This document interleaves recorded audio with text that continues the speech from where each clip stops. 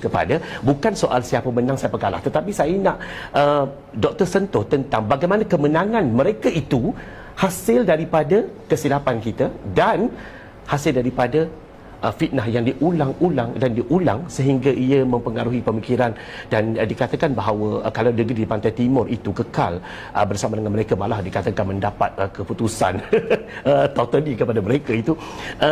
Kalau dipandang sudut pandang setengah masyarakat mengatakan bahawa ia bukan satu kejayaan, tapi ia satu yang sangat membimbangkan sebenarnya apabila institusi agama telah pun dijadikan alat untuk mereka menagih kuasa. Silakan. Bismillahirrahmanirrahim. Assalamualaikum warahmatullahi wabarakatuh. Alhamdulillah wassalatu wassalamu ala Rasulillah, amma ba'd.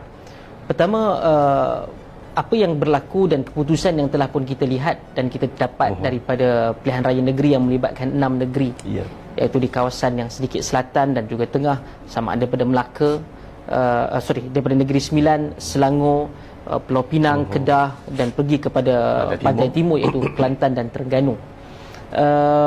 Keputusan itu telah pun dijangka oleh ramai pihak dengan menyatakan status quo, iaitu 3 dan 3. Betul. Apa yang membezakannya adalah peningkatan majoriti, peningkatan kerusi dan pengurangan daripada majoriti. Kita akan lihat kalau selepas ada PRU15, pembentukan sifar pembangkang di Negeri Sembilan, dan majoriti melebihi 2/3 yang agak kukuh di Negeri Selangor. Betul. Dan juga di Negeri Pulau Pinang. Dan kewujudan sejumlah pembangkang yang agak signifikan di mana di Kedah, dan wujud pembangkang juga yang melibatkan khususnya UMNO Barisan Nasional di Kelantan dan juga Negeri Terengganu. Baik, kedudukan yang wujud ini saya ingin kita mungkin malam ini kita curhat curahan hati. Betul. Kita telah bincang sebenarnya berbulan lama dahulu, saudara Zawazi. Saya di sini di tempat yang sama saya sebutkan bahawa ini akan memberikan kesan dampak yang cukup besar kepada keputusan pilihan raya negeri. Saya saksinya. Kita katakan dah, sekiranya isu Melayu Islam ini tidak dikawal, tidak dibendung, tidak digunakan agensi-agensi kerajaan, percayalah bahawa inilah keputusan yang akan muncul. Bukan saya ingin mengungkit, tetapi kadang-kadang apabila ingatan itu telah diberikan dan sebahagian orang menyatakan kita fokus terhadap isu ekonomi itu akan menutup segala fitnah-fitnah itu. Tidak. Ramai di kalangan pengkaji antarabangsa menyatakan penggunaan, kerana isu kebangkitan penggunaan sentimen agama dan juga bangsa ini bukan perkara yang baru di Malaysia. Ia telah berlaku semenjak daripada Brexit di UK, kemudian menatijahkan kemenangan Trump di US, dan juga perasaan even di kawasan barat ini yang dianggap sebagai lebih demokratik, lebih terbuka, tetapi ia seperti bom jangka. Maka apa yang berlaku dalam PRN lalu saya sebutkan, saya setuju, iaitu ia bukan sahaja kekuatan pihak yang satu lagi menggunakan sentimen, menggunakan tuduhan dan fitnah, tetapi dalam waktu yang sama ia adalah kelemahan daripada jentera kerajaan perpaduan itu sendiri dalam memanfaatkan kuasa, peluang, agensi dan yang lain-lain. Kita tahu selepas daripada apa yang berlaku itu, semua ingin bermuhasabah. Kawan-kawan daripada pimpinan itu ketika mana saya hubungi kata kita ambil maklum dan kita berubah, dan ada sebahagian yang membaca, ada sebahagian yang respon dan juga yang tidak.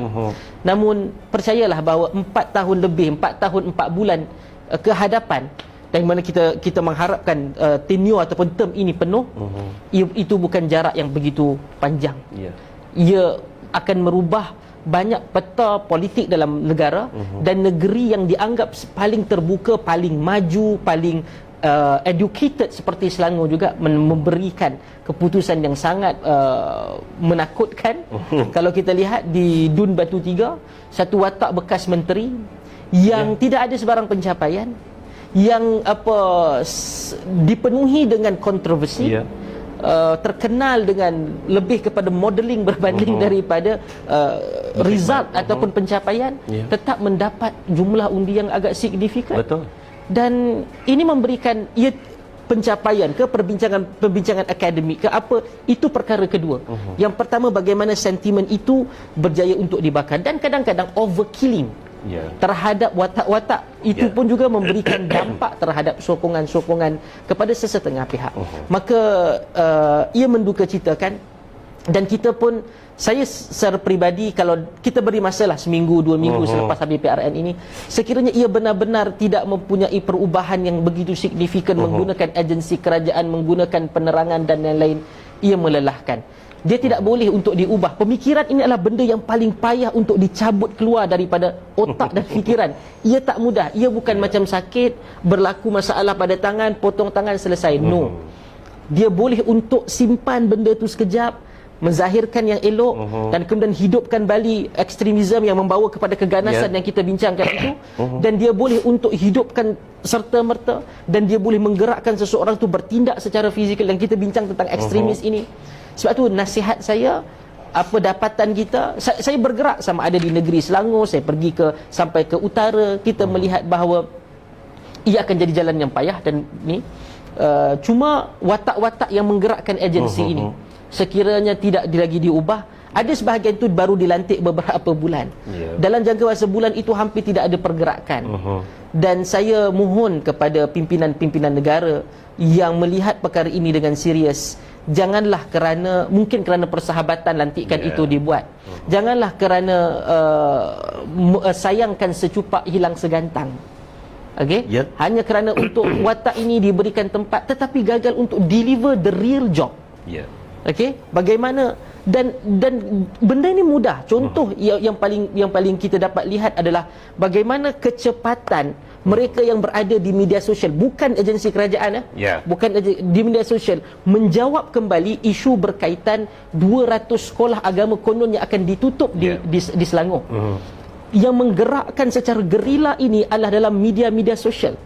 Kemudian barulah ada agensi kerajaan, itu pun 12.01 malam keluarkan kenyataan.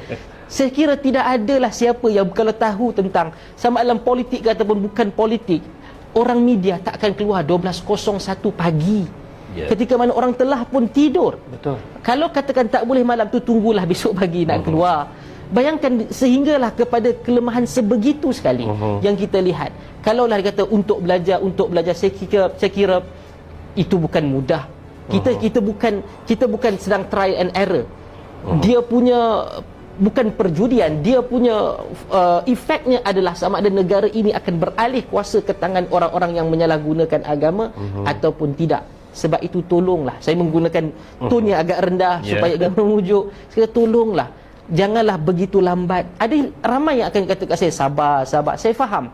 Yalah, sekarang mungkin saya muda, tetapi takkanlah semua orang perlu untuk bersikap lewa dan juga ambil gaya orang yang lebih senior ataupun orang lebih tua. Perlu ada kesepaduan orang yang muda mempunyai hamasah dan juga semangat itu.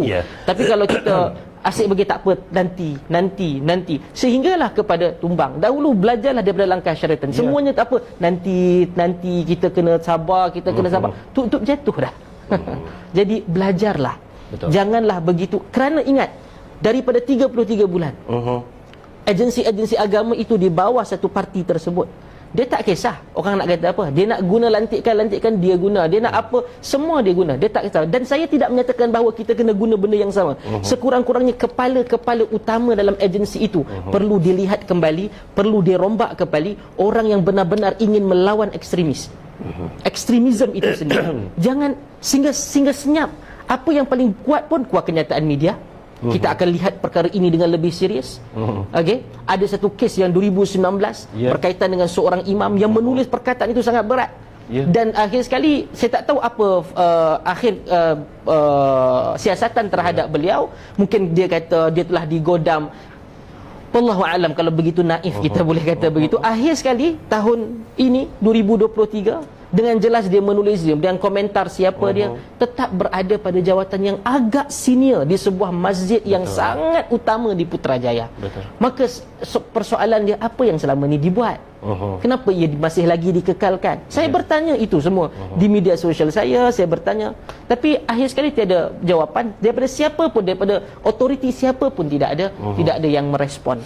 Bukan kerana saya merasakan entitled untuk dijawab, tetapi itulah persoalan yang dipertanyakan oleh kebanyakan di kalangan rakyat Malaysia, terutama mereka yang tidak mahu untuk bersama dengan kelompok-kelompok yang ganas. Dan ini bukan berlaku di kawasan mereka yang ada otoriti, yang ada di bawah. Bayangkan, kita lihat semua secara terbuka nak respon ataupun nak memberikan komentar.